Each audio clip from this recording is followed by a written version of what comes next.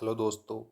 Last video में हमने discuss किया कि कैसे मुगल्स अपने डिक्लाइन की तरफ गए, कैसे उन्हीं की पॉलिसीज़ उनके ऊपर इफ़ेक्ट डाली और वे लोग अपने अपने अंत को खुद उन्होंने बुलावा दिया।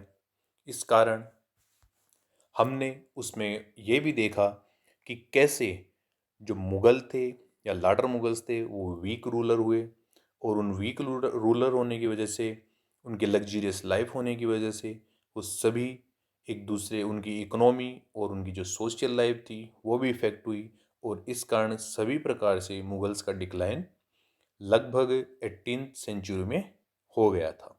उसके बाद में जब मुग़ल्स का डिक्लाइन हुआ तो नए नए स्टेट्स जो पहले भी मौजूद थे लेकिन मुग़ल सॉवरेनिटी को चैलेंज नहीं करना चाहते थे, क्योंकि वो मुग़ल्स एक पावरफुल किंगडम होने की वजह से जो रीजनल स्टेट्स थे उनका जन्म हुआ। वो अपनी सॉवरेनिटी, अपनी इंडिपेंडेंस वो असर्ट करने लगे।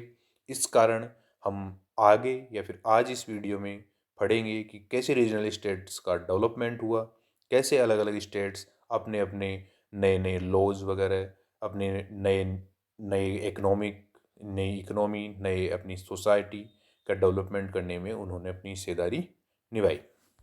अब हम जब बात करते हैं कि राइज ऑफ रीजनल स्टेट्स, तो उसमें हम सबसे पहले जो पॉलिसीज़ थी मुग़ल एम्पायर की वो ही बैक इफ़ेक्ट कर गई। इस कारण उनका डिक्लाइन हुआ। जैसे decline of the Mughal empire results in emergence of regional states, कि जब डिक्लाइन स्टार्ट हुआ मुग़ल्स का, तो जो जमींदार थे या जागीरदार थे, उनके ही मनसबदार थे, उनके पास पावर अधिक होने के कारण वो सभी लोग अपनी इंडिपेंडेंस घोषित करने लगे।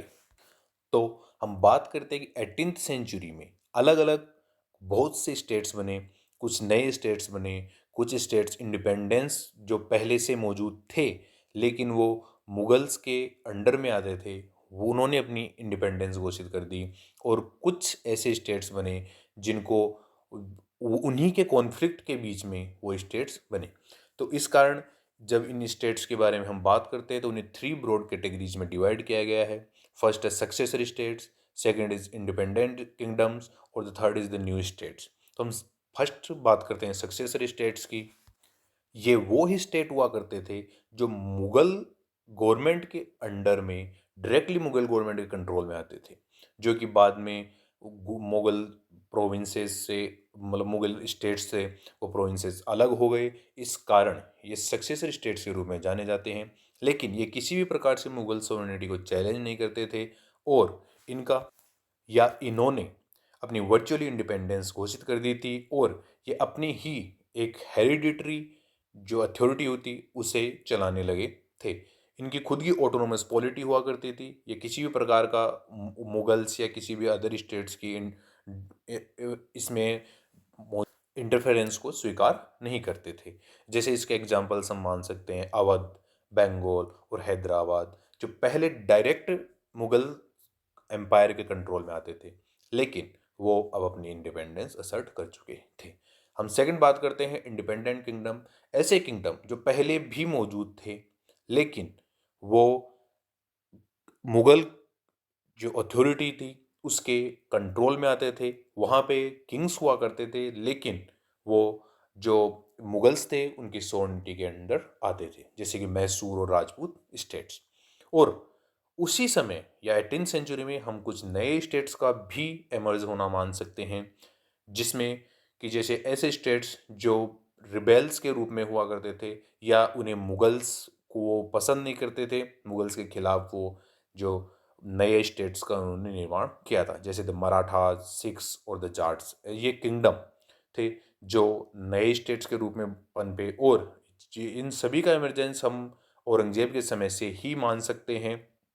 और इन लोगों ने मुगल्स की अथॉरिटी को भी चैलेंज किया था। अब हम आगे जो उस समय नए नए स्टेट्स बने थे उनका एक एक करके हम उनके बारे में पढ़ते हैं। तो फर्स्ट हम स्टेट की बात करते हैं तो वो है हैदराबाद, जो कि हमारे डेक्कन में मौजूद एक स्टेट था, जिसे बाद में जो असफजा थे, वो किलिच खान थे, उन्होंने उस इंडिपेंडेंस उसकी घोषित कर दी थी। उन्हें निजामुल मुल्क के रूप में भी जाना जाता है। जुल्फिकार खान जो कि मुगल्स के प्राइम मिनिस्टर हुआ करते थे, उन्होंने फर्स्ट टाइम डेक्कन के अंदर एक इंडिपेंडेंट स्टेट की सोच के बारे में एक आइडिया दिया था।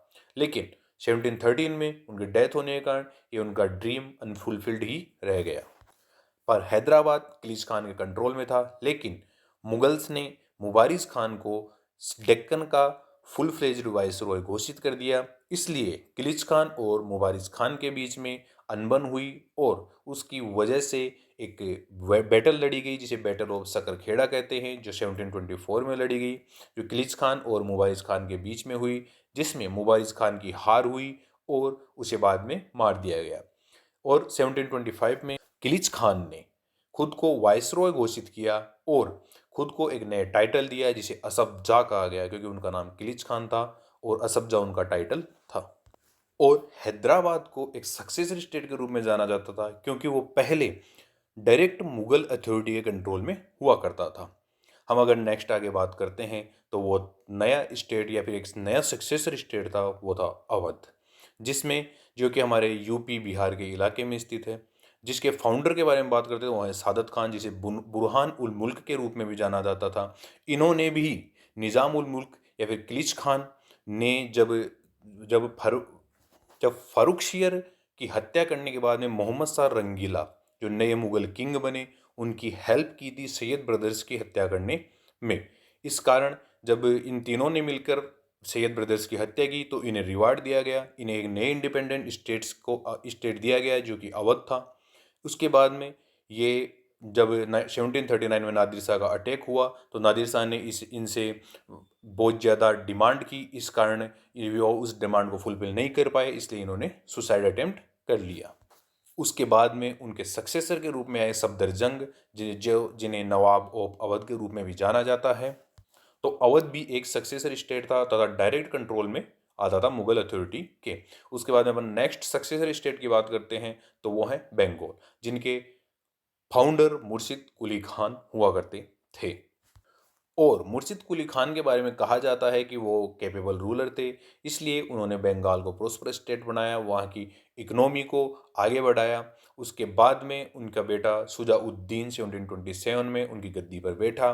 उसके बाद में 1740 में जब उनका अगला सक्सेसर सरफराज खान गद्दी पर आया तो अलवर्दी खान, जो कि उस समय डेप्यूटी गवर्नर हुआ करते थे बिहार में, तो उन्होंने 1740 में सरफराज खान की हत्या की और वह नए रूलर, बंगाल के नए रूलर के रूप में अलीवर्दी खान ने ली।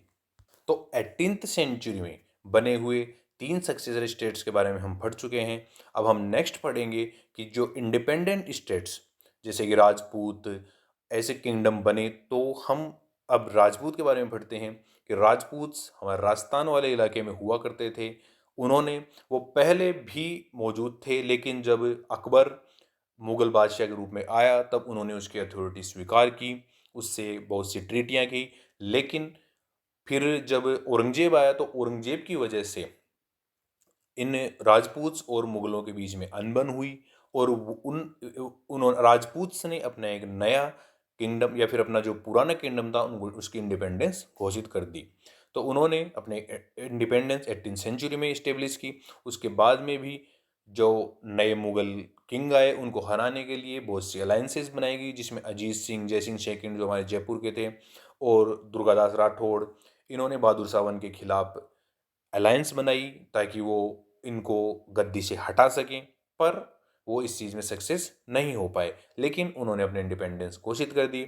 उसके बाद में आए मुगल बादशाहों ने इनके खिलाफ या इनकी तरफ अच्छी या फिर इनकी तरफ पैसिफिक पॉलिसी अपनाई, लेकिन तब तक बहुत देर हो चुकी थी। राजपूत उनकी इंडिपेंडेंस स्वीकार अपनी इंडिपेंडेंस को फिर से गंवाने के लिए तैयार नहीं थे, वो उनके अधीन नहीं आना चाहते थे।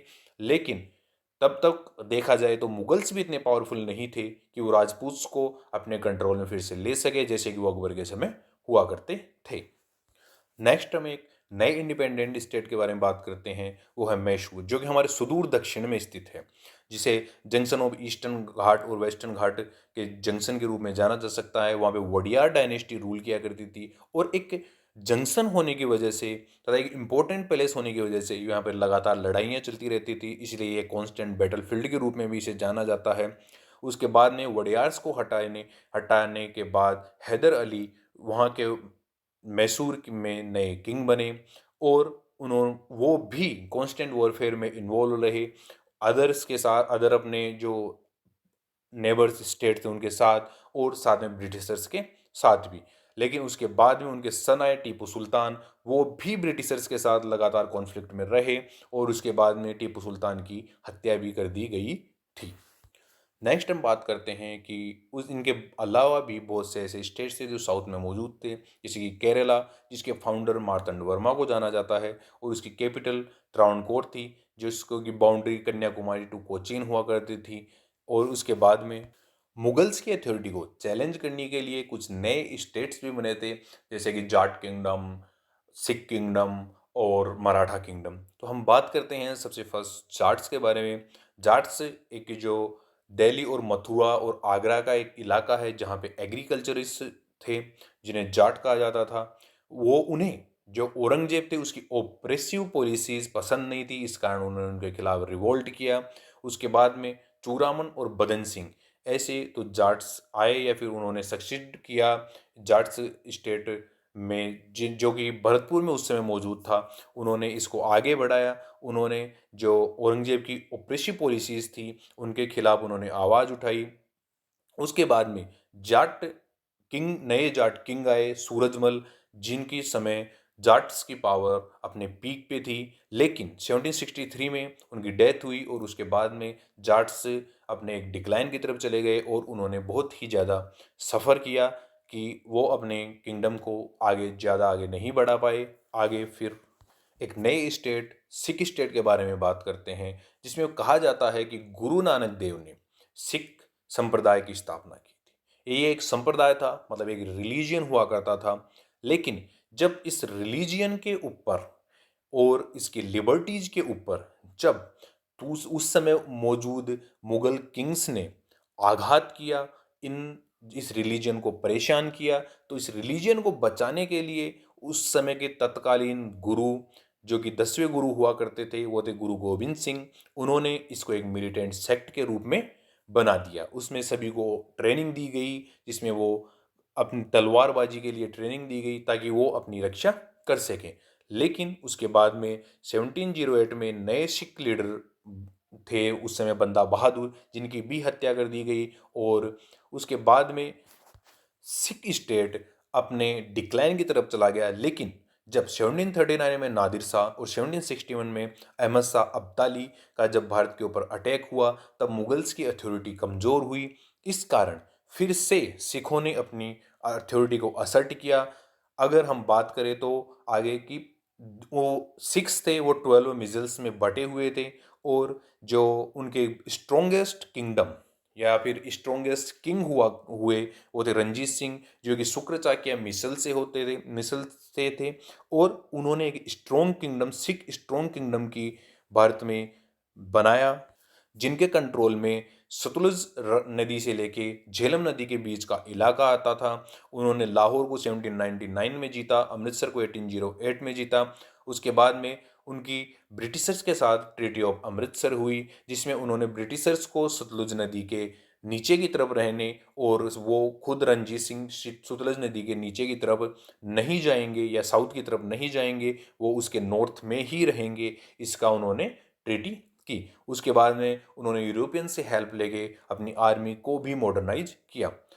तब जब रणजीत सिंह का पावर कम होने लगा, तब 1838 में एक ट्रिपार्टिट ट्रीटी हुई, जिसमें शाह सूजा, जो कि अफगान प्रिंस थे, उसके बाद ब्रिटिशर्स और ये रणजीत सिंह के बीच में एक ट्रिपार्टिट ट्रीटी हुई, जिसमें जब शाह सूजा को काबुल के थ्रोन पे बिठाए जाने के लिए ले जाया जा रहा था या फिर काबुल के ऊपर या अफगान के ऊपर अटैक किया जा रहा था ब्रिटिशर्स के द्वारा, तब रणजीत सिंह ने उनकी हेल्प की। उसके बाद में 1839 में उनकी डेथ हो गई। उसके बाद में जो नए रूलर्स आए या फिर उनके सक्सेसर्स आए, वो वीक सक्सेसर्स थे, वो इतने ज़्यादा रणजीत सिंह जितने कैपेबल नहीं होने के कारण ब्रिटिशर्स ने कुछ दिनों बाद ही या कुछ सालों बाद ही इस स्टेट को अपने कंट्रोल में ले लिया और एक प्रकार से सिख स्टेट का नामो निशान खत्म कर दिया। लेकिन सिख रिलीजन अभी भी है, वो जो संप्रदाय जिसे गुरु नानक देव ने बनाया था और गुरु गोविंद सिंह ने आगे बढ़ाया था, बाकी उनके 10 गुरुओं ने आगे बढ़ाया था, वो सिख संप्रदाय अभी भी चल रहा है। उसके बाद हम नए स्टेट की बात करते थे, वो तो मराठा है जो कि महाराष्ट्र में मौजूद थे और वो पहले छत्रपति शिवाजी के अंडर में तथा उनके सक्सेसर्स के अंडर में थे। लेकिन धीरे धीरे जो मराठाज की अथॉरिटी थी वो पेशवाज के कंट्रोल में चली गई और पेशवाज ने मुगल अथॉरिटी को बहुत परेशान किया। जैसे कि 1761 में जब मुगल अथॉरिटी के ऊपर मराठास का कंट्रोल था या फिर मराठा पेशवाओं का कंट्रोल था, तब 1761 में अब्दाली भारत में आया और उसने मराठास को पानीपत में बहुत ही बुरी हार की। लेकिन फिर भी मराठास ने फिर से अपने आप को रीअसर्ट किया और ब्रिटिशर्स को एक कड़ा मुकाबला दिया। उसके बाद हम नेक्स्ट बात करते हैं कुछ अफगान किंगडम के बारे में जो कि रोहिलखंड और फारुखाबाद थे, जहाँ पे बंगस पठान जो कि अफगान माइग्रेंट्स थे वो वहाँ पे रूल किया करते थे। उन्होंने अपनी अथॉरिटी को करने का मेन कारण नादिर शाह का अटैक को बताया और उसके बाद उन्होंने जो अपने रोहिलखंड और फारुखाबाद था वहाँ पे एक इंडिपेंडेंट किंगडम की स्थापना की जो कि अपने हिमालयन के फुट हिल्स के और गंगा के साउथ में स्थित एक किंगडम है।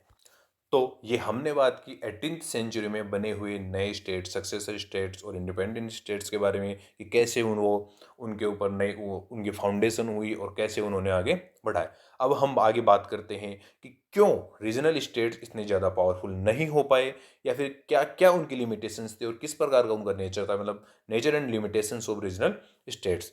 तो हम जैसे बात करते हैं, जैसे बड़ी बड़े किंगडम थे उस समय, जैसे कि मराठाज, जाट्स, सिख्स और मैसूर, हैदराबाद, तो वो सभी किसी भी कारण की वजह से वो सभी जो सुप्रीम अथॉरिटी थे वो मुगल्स को ही मानते थे, इसलिए वो ज़्यादा पावरफुल नहीं हो पाए। और उनकी पावर्स की लिमिटेशंस भी थी क्योंकि उनके पास इतने ज़्यादा फाइनेंशियल रिसोर्सेज नहीं थे, उनका एडमिनिस्ट्रेशन भी कंट्रोल इतना ज़्यादा अच्छा नहीं था और वो मिलिट्री जो उनका ऑर्गेनाइजेशन था, मिलिट्री भी उनके पास इतनी ज़्यादा नहीं थी क्योंकि उनकी फाइनेंशियल प्रॉब्लम होने के कारण वो और तथा उनके जो नेबरिंग स्टेट्स थे उनके साथ हमेशा बैटल्स चलती रहती थी।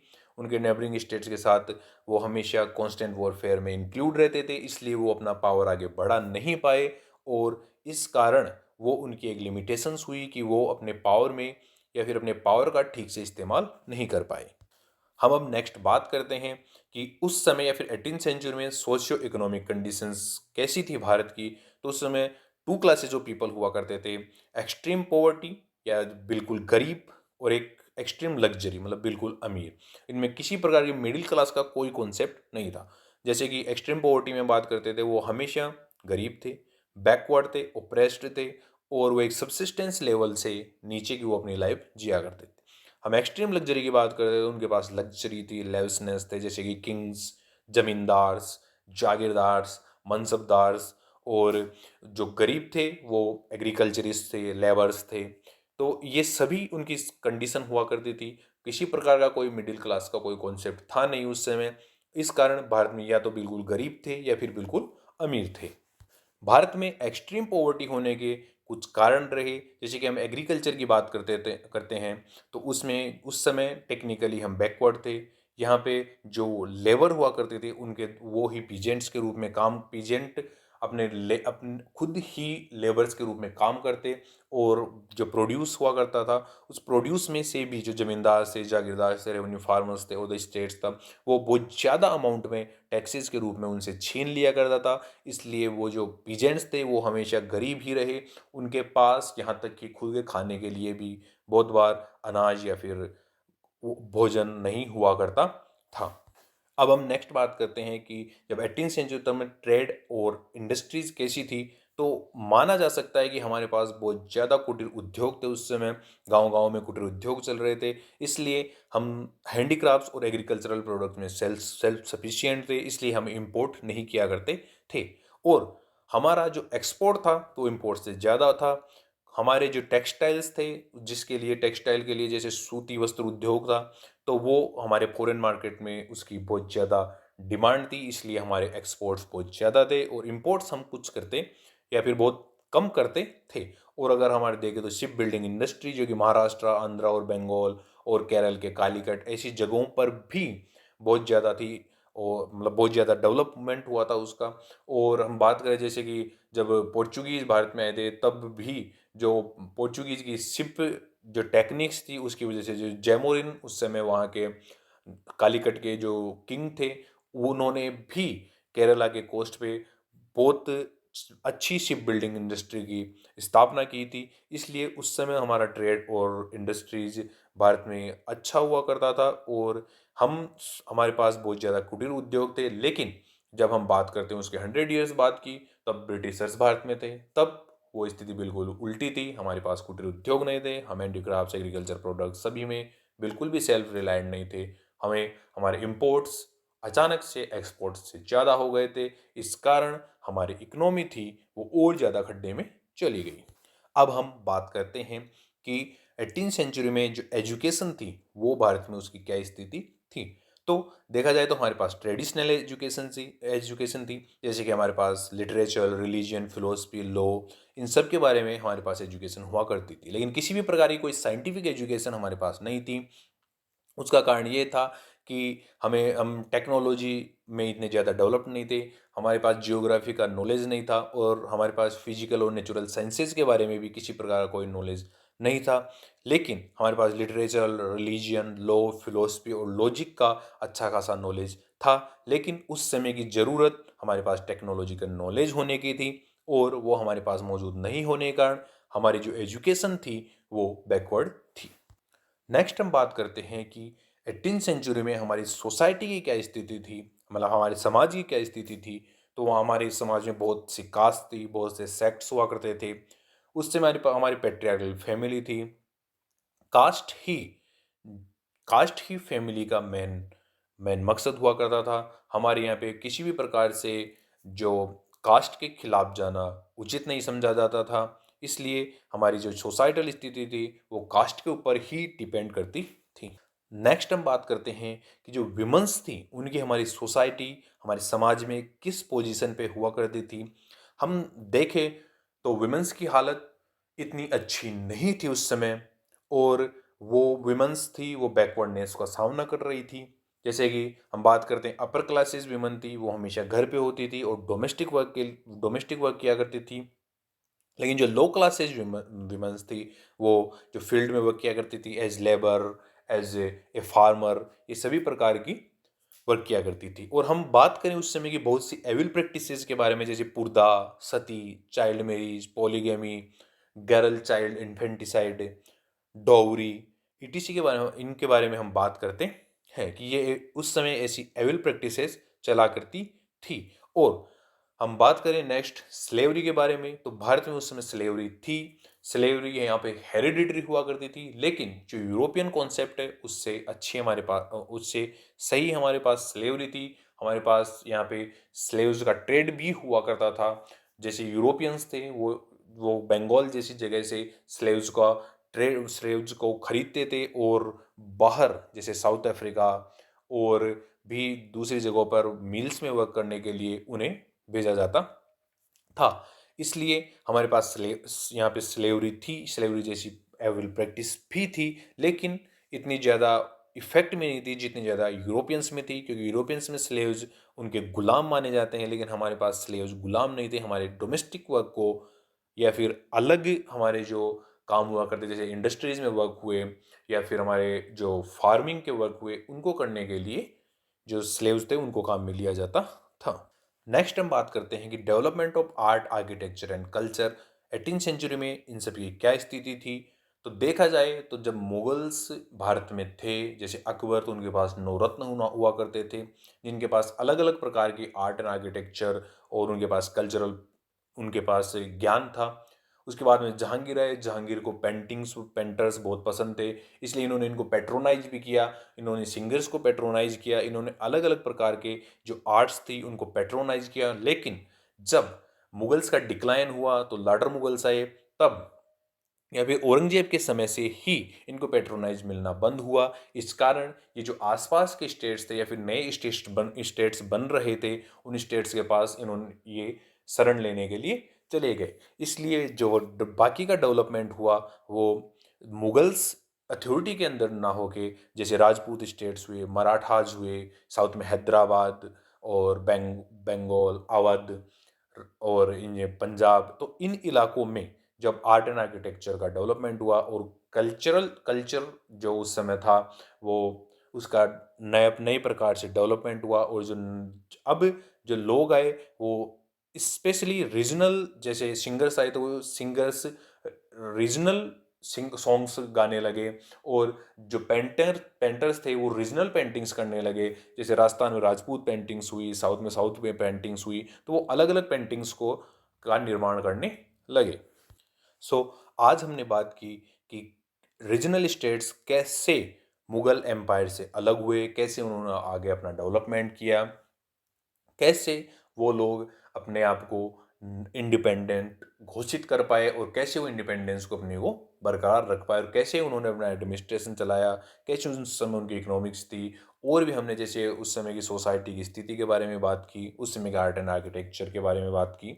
तो हम नेक्स्ट वीडियो में बात करेंगे कि कैसे ब्रिटिशर्स ने हमारे जो रीजनल स्टेट्स थे, जैसे कि बंगाल, अवध, हैदराबाद, मैसूर, राजपूत स्टेट्स, इनको अपने कंट्रोल में लिया या फिर इनके ऊपर कॉन्क्वेस्ट की, और कैसे ब्रिटिशर्स भारत को अपनी कॉलोनी के रूप में बना पाए। So thank you.